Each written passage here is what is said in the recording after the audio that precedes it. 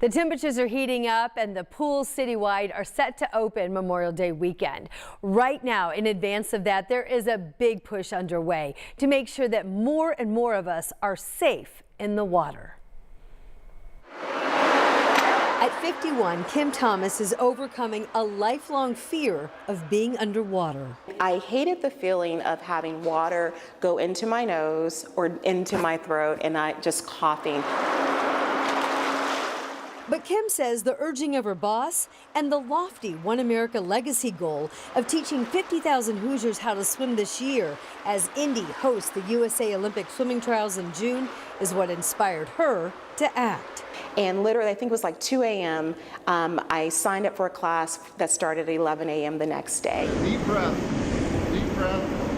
Her swim coach is John Finsel. She's disciplined and she was motivated, and that's two key factors. He follows an 11-step program that starts with water safety. They progress to breathing, bobbing, Arms out in front. and eventually floating. And now Kim is safe in the water. Kim is one of the first in her family to learn to swim. Pools were not accessible for my grandmother because they just weren't allowed. The black community was not allowed to be a part of it. Access is an issue, and lack of it is deadly. Black children drown at rates 3 times higher than whites. 64% of black children can't swim compared to 40% of their white peers. And regardless of your race, 87% of young non-swimmers plan to visit a beach or pool this summer. 10 Americans a day are drowning on average, and that most people are not as good a swimmer as they think they are. Kim says her fears kept her from making memories. I regret some moments in life where I was in beautiful bodies of water that I was too afraid to even put my foot in because what if I fall and I drown?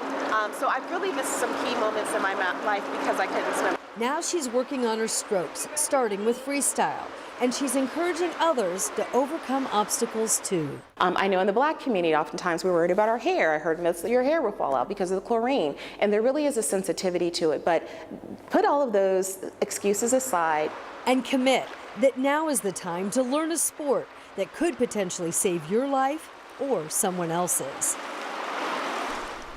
Plus, it is great exercise, and once you get into it, it's just really addicting. So the program now is halfway to its goal of teaching swimming to 50,000 people here in Indiana by the end of the year. If you're interested, if you're inspired, if you are like Kim and say, okay, now finally is the time, we have a link where you can reach out and join in this movement if you head over to our website right now at WTHR.com. I think